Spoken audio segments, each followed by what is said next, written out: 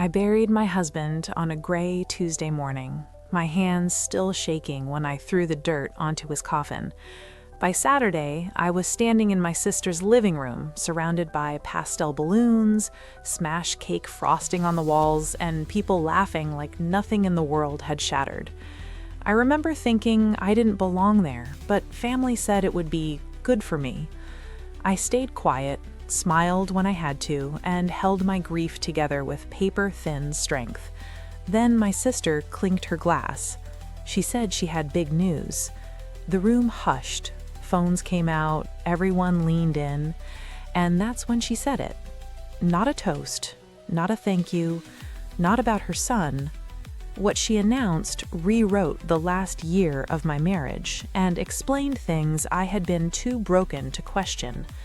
I felt my chest tighten. My ears rang.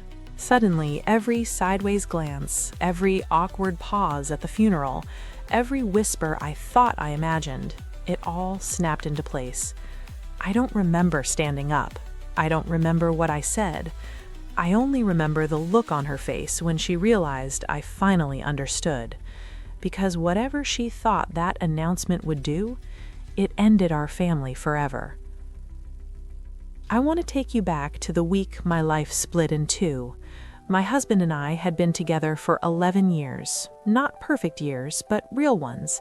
Inside jokes, late-night takeout, dumb arguments about the thermostat.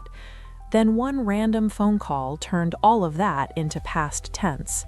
The funeral was quiet, heavy, the kind where people hug you too long because they don't know what else to do. I remember thinking, just get through today.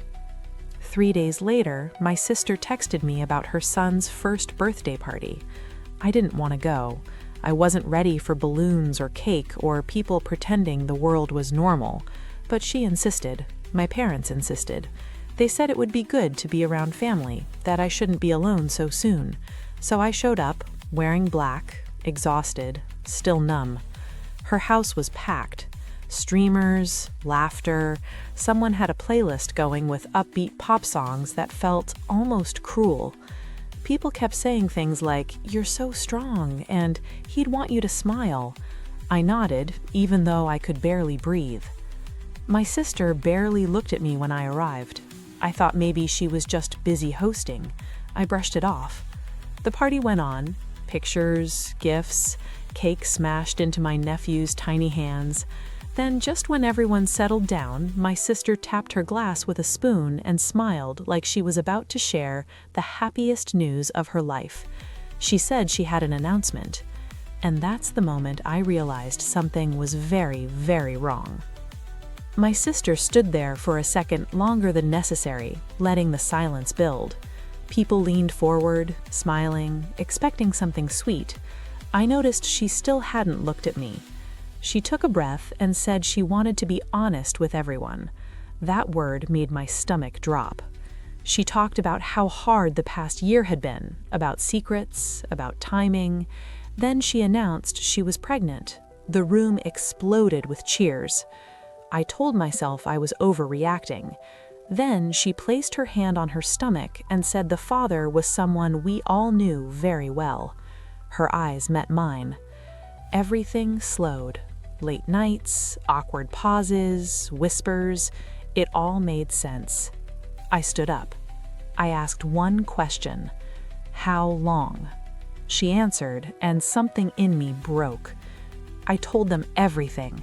About the distance, about the lies, about burying a husband while half the room already knew he'd betrayed me. Then I said the truth she couldn't outrun. My husband was infertile.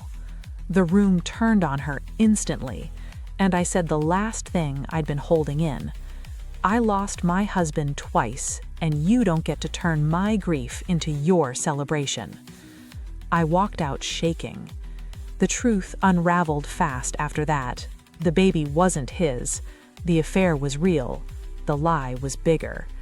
I didn't talk to my sister again. I went to therapy, I moved, I stopped being the strong one. That party destroyed what I thought my family was, but it gave me clarity. I walked in grieving a man I loved. I walked out free from lies that were never mine to carry. And sometimes that's the real ending.